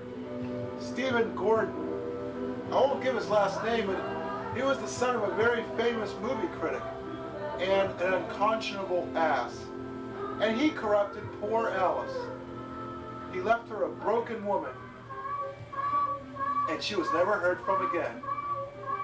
Then there was Peter Sellers. the famous director, with whom I was supposed to collaborate on a project, but he decided that I was paranoid and probably schizophrenic and didn't want to have anything to do with me. And I was never heard from again. Then there was this woman named Sarah, and I helped her get on to the Harvard Advocate. But when she became president, she evicted me from the premises after I had decided to take up residency there during the month of June, no, it was July of 1979. In that way was my benevolence repaid. All these people went off the deep end. I was a witness to it my senior year. There was Chris, who dropped out of college and was given a restraining order to stay away from the campus, even though he lived right across the street from it. He later became a substitute teacher, and he was never heard from again. Then there was Rick Fortgang, this big fellow. He died. He was in a car accident, and the top of his head was sheared clean off. Then there was the proctor of Quincy House, who put me on house probation because I turned over a candy machine and broke it. And all of the jocks ratted on me to him, for which I will never forgive them. Of course, I don't know any of their names, so I can't get back at them. But someday I will look through the yearbook and find out who they were. Well, then there was the graduate assistant in an English class with whom I argued for 30 minutes because she didn't like my paper and she didn't like the way I used words. And I told her that the Germans used compound words, and she said, yes, but this is English, not German. And I said, yes, but English is a Germanic language. But she wouldn't concede my point, and I almost flunked the class. But that would have meant I would have had to attend school for an extra semester. And by that time, I don't think anybody wanted that. Did I tell you about the Union for the Study of Proletarian Culture? I was the president of it. The dues were 15 cents. I think they were set at 1/100th of the dues of any final club on campus. We used to basically give beer parties and go bowling and give debates such as, is proletarian culture a contradiction in terms? I don't think so. I think this might be proletarian culture, but I'm not sure. This music, I owe it all to my Afro-Am teacher.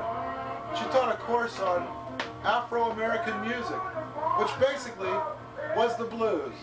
And she said to me, music is the most important thing in the world for a writer to know about. The one thing she said that I never forgot. Another thing she said was concerning Stevie Wonder.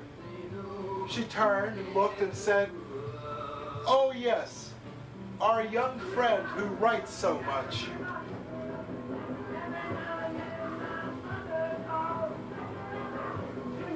We had a jazz teacher.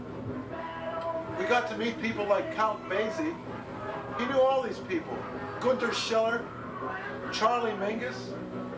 We got to hear Fables of Faubus years before it was commercially available from the Live in Europe recording.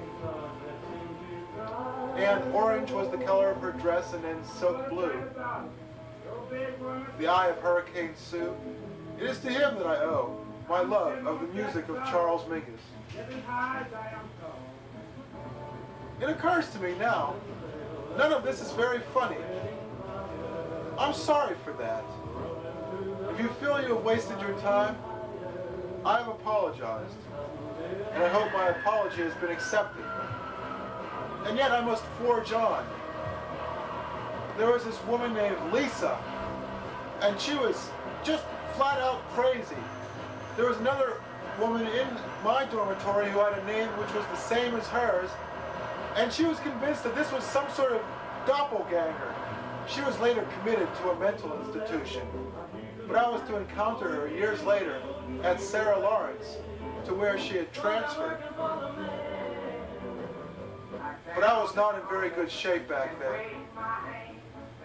And she threw me out, telling me she didn't want to have to deal with sick puppies anymore. I was really starting to lose it my senior year. Was it the drugs? Was it the stress? Was it the alcohol? Who could say? All I knew was I thought college would enable me to reach a level plateau with the rest of society. Instead, it gave me a tantalizing glimpse of that plateau, and then I was cut loose from it. I even threw a bottle at the dean, missing his head by inches. It shattered against the wall. He gave me a startled look. This man is still the dean of the university, and I saw him not more than a week ago. Although by the time this airs, it will have been perhaps several weeks ago. He was big for racial quotas at the university. But the real quotas that need to be addressed are the quotas of class. I had one more encounter with Caroline Kennedy, who you may remember my having mentioned earlier in this presentation. Through the agency of Nick, myself and John were introduced to her. And as we were seated in Winthrop House eating, I was playing a game I like to play called Spin the Knife, in which you would ask the knife a question and then spin it, and whoever it pointed to, that would be the person to whom the question pertained, such as, who will be the first to go to jail? Me. Who will be the first to be married? Not me. And so forth. Who will be the first to publish a book? Not me. Well, I was playing this game, and Caroline looked at me and said, would you please stop pointing that knife at me? You're beginning to make me nervous. And perhaps that is the origin of my favorite expression. You're beginning to make me nervous. Nervous! Because you're evil.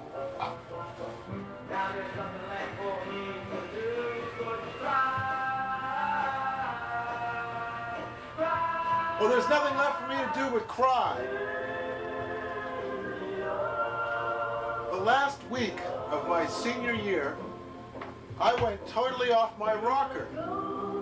A band called The Ordinary Men were giving a concert in one of the dormitories, and I had my friends wheel me in inside of a gigantic trash can, from which I leapt stark naked, except, of course, for a pair of underwear, and began gyrating wildly for about 2 hours.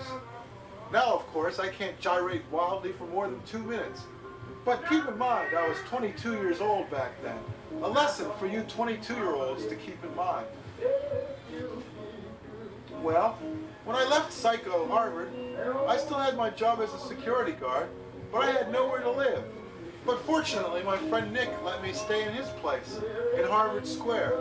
So I would work the midnight shift until 8 a.m., go back to the apartment, try to fall asleep, but the sound of jackhammers would fill my dreams. The jackhammers that were being used to construct the present-day Harvard subway system. Well, I got evicted from that place in June because a new tenant was waiting to move in, and I camped at the Harvard Advocate building. But one time on a visit to Rhode Island, I came back only to discover that all of my possessions had been thrown out in the street. I needed to find a place in a hurry. And so it was that I moved here, in this very place you see now. And I've lived here for 14 years.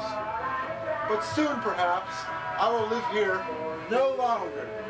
And that will be the end to that part of my life. Well, I still hung around, even after I had graduated. One of those poor souls who couldn't cut himself loose.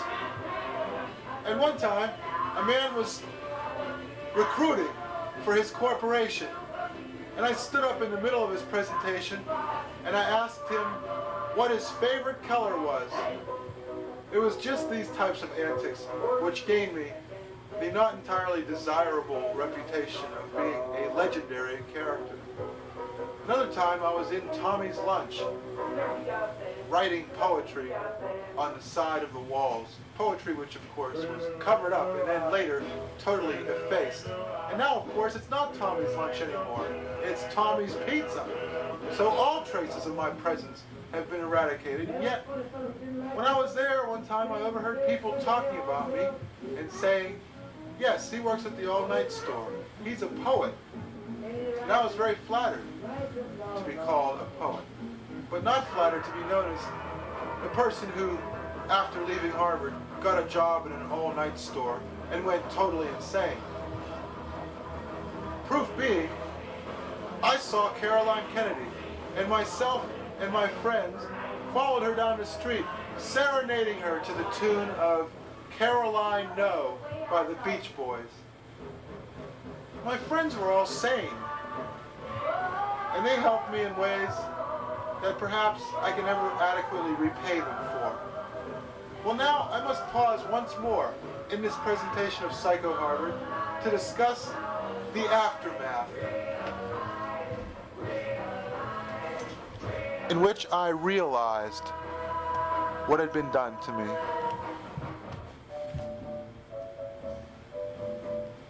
This was Rick's favorite song.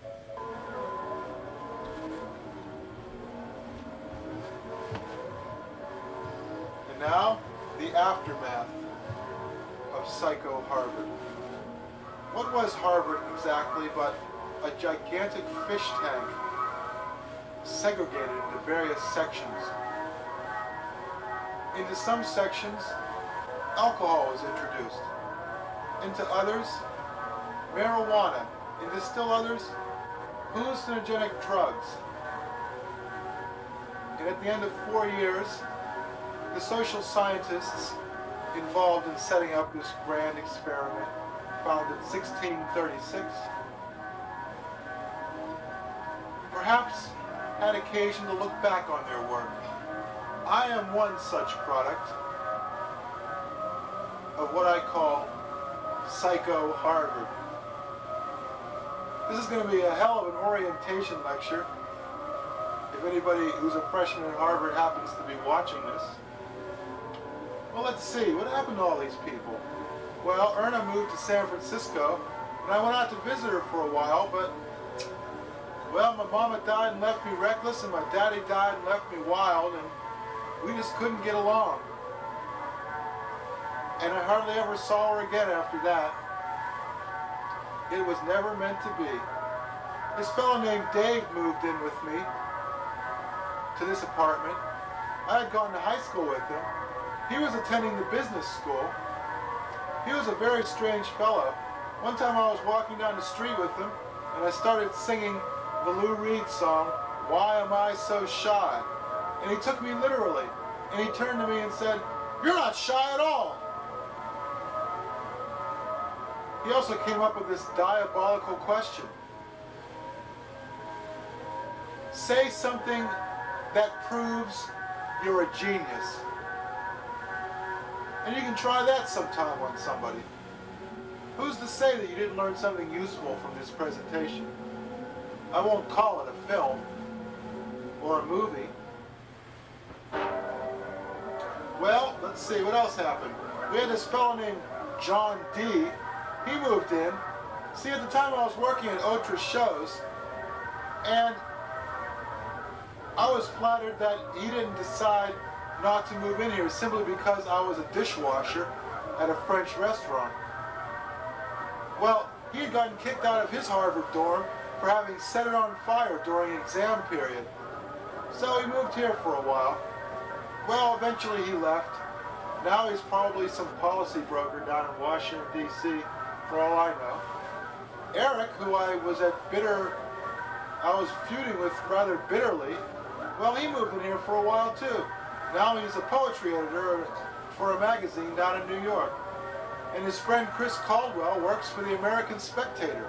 It was Chris Caldwell who said that in 1979, marijuana use at Harvard reached its peak. Let's see, Rick also moved to San Francisco, along with Antoinette. Well, Antoinette married some ballet dancer from Oregon.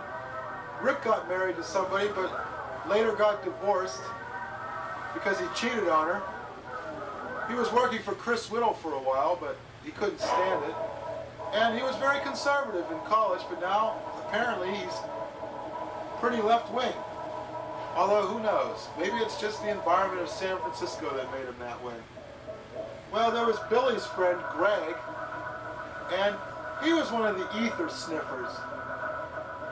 And eventually he got off of all drugs. But I have him to thank for the fact that I wear this dress. For one time, he performed at Stitch's Comedy Club wearing a very similar outfit. And so, the wrong hero's origin is seen at last. Well, let's see, what happened to Carl? Well, he lived in Somerville for a long time, got to drinking too much, worked at the Harvard Medical School processing nuclear waste. Eventually, he moved back to Louisville, and now he lives in Michigan, and he works for someone like Union Carbide or something like that. He gave his job to this fellow named Mark, who still works there to this day, and who I still see on occasion. Although increasingly less so, since all he wants to do is smoke hashish and drink whiskey. And I don't really find that very interesting anymore. I guess I'm aging out at long last. Well, let's see now. Leslie? Don't know what happened to her. She stopped drinking though, which is good. Put on some weight, which is inevitable. Oh, and let's see, there's Lisa. Crazy Lisa. Gee, I don't know what happened to her. She just sort of dropped out of sight. I guess she wanted to be a poet. But who knows what happened. And then there was this fellow named Joey. I think some of you know him better as a local musician who later moved to Cleveland, or maybe it was Cincinnati. Well, as far as I know, he's still there. I think he too was a victim of PsychoHarvard. Some of you might recognize the name Eric Van. He was my predecessor as a rock and roll critic at Harvard.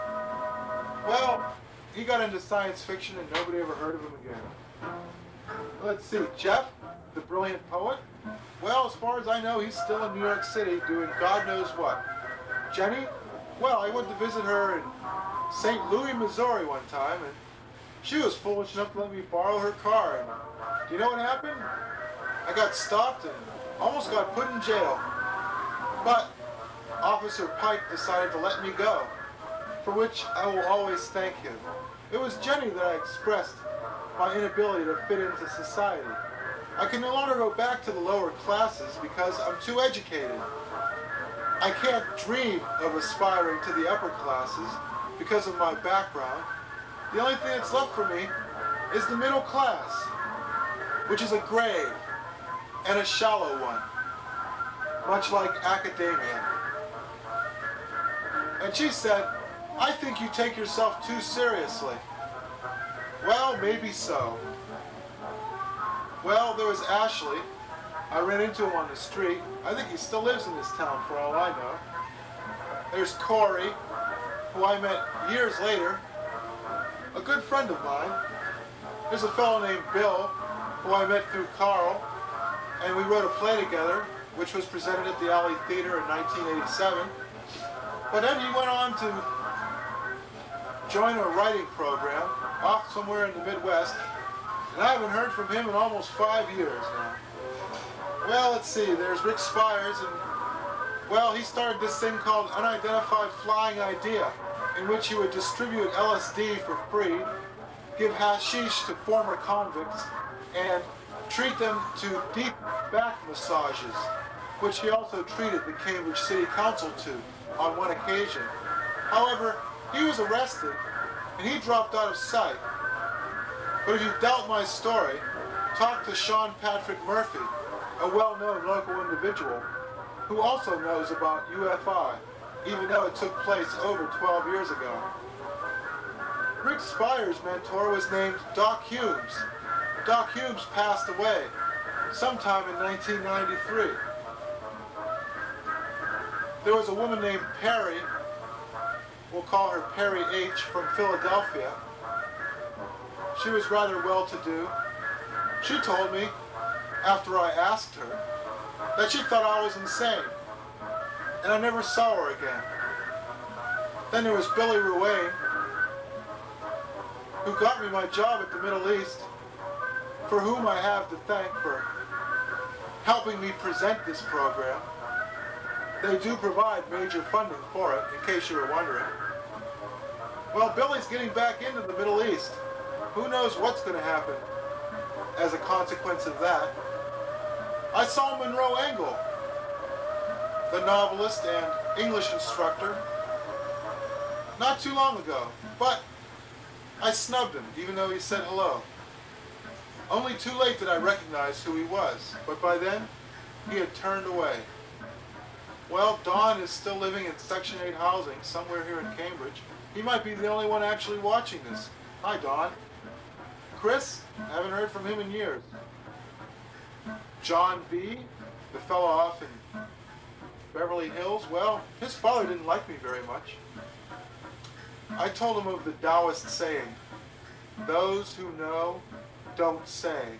Those who say don't know. And he agreed wholeheartedly. Erna's boyfriend, after she left college, was named Francis Gledhill, but he went mountain climbing in the Canadian Rockies and was lost and never found. And she was very sad, and so was I. I met a man named Brian Est when I was working at the Harvard Law School. He got me my job at the Kennedy School of Government, for which I have him to thank. He practically saved my life. Well, there was this fellow named Andrew M. He too might be watching this. He lived in New York City for a while, and I went to visit him, on several occasions, in fact. Now he lives in Cambridge, and he works at one of the libraries at PsychoHarvard. And so do I. I'm the wrong hero. Good night.